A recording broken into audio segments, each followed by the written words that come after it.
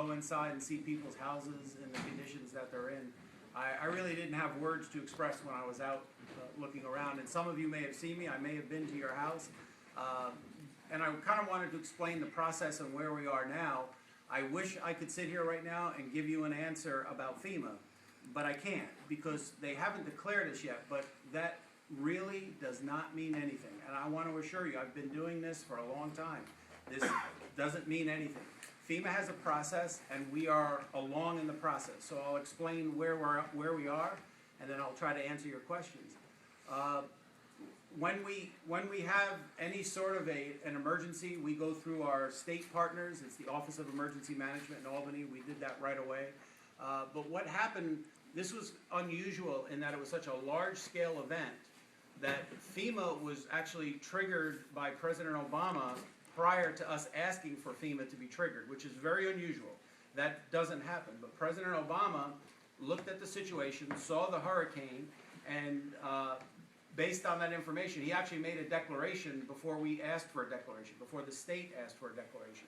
That's very unusual, and that's very good for us, because the hardest part is getting the president to make the declaration. It has to go from us up to the governor has to request it back to the president, and then the president declares. So we had that ahead of time. So, but that doesn't give us money. That just gives us the ability to move resources as needed, but it's the first step. After the storm hit, there was devastation in many states, and they did something very unusual. They did a flyover assessment, and they did that from helicopters and planes. They were able to do a flyover assessment, but they didn't fly over Putnam County. There is a logical reason that doesn't make sense to us or to me, but there is a logical reason. And I can try to explain this, but FEMA has a criteria. And the criteria is that New York State has to suffer $26 million in damage to get designation. Putnam County has to suffer $313,000 to get included, and that's on the public assistance. And I'll explain the difference between the two, but that's our first step. So what the state did is they went to counties that had higher numbers that had to be met, and they went out and did flyovers over that area, and they determined, based on the flyover, that those counties met the designation. That didn't leave us out. We weren't in the designation, but it didn't leave us out. It got the ball rolling for a designation now, for a public assistance designation, which is important for municipalities, and it starts the ball rolling on individual assistance. And I'll explain the difference between the two. Public assistance is here to fix the roads and municipality buildings, to put things back the way they were. We've used that numerous times. It works very well. FEMA inspectors come in, they look at the damage, and there's a very long process that begins. The federal government puts up 75% of the money. 25% could be matching funds from the municipality, from New York State. New York State could also put up 12.5%. We don't know what New York State is putting in, but we had our what we call preliminary damage assessment yesterday. So FEMA came on site with state representatives, and we did the public assessment. I went out and did that. We did some roads. We basically went to one area, and the evaluator that was with us said, I don't need to see any more. You've hit that criteria that you need. We can leave. But we still went around and looked at the roads that were destroyed.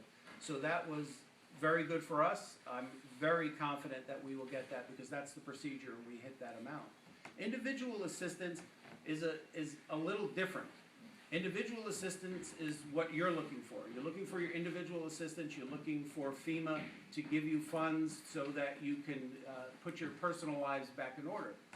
And unfortunately, there is no criteria that you can wrap your fingers around. So you can't say, oh, you have $50,000 worth of damage, you're in. Oh, you've lost 10 houses, you're in. They don't give you a guideline. Instead, they come out and they assess. Now, what was beneficial for us, although disturbing, is that counties around us were declared IA, which is what we're looking for, individual assistance, and they were declared. They were declared, I don't know why. They just got their declaration, they got their designation. That's actually good for us because the people that are around us, they kind of bring us right into the mix. But irregardless, we took FEMA out yesterday, and I know we made it to some of your houses yesterday. Adam Steveling, the deputy commissioner, brought people out. I gave him a list, some people I had already seen, and I wanted to make sure that we got back to those residences. While we were there, the FEMA evaluators that were there looked at everyone. I think they went to about 20 places, and after that they said, I really don't need to see any more. We've seen enough. That's a good sign. That's what you want to hear. You want to hear them say, we've seen enough, we don't need to see any more. The person that was here is not able to make the declaration. It's above her. It has to go, it actually has to go to New York State and then to Washington, and then you get your designation. So there's just steps that have to be done. I'm very confident after hearing, there was actually a gentleman say, I don't need to see anymore, I'm done.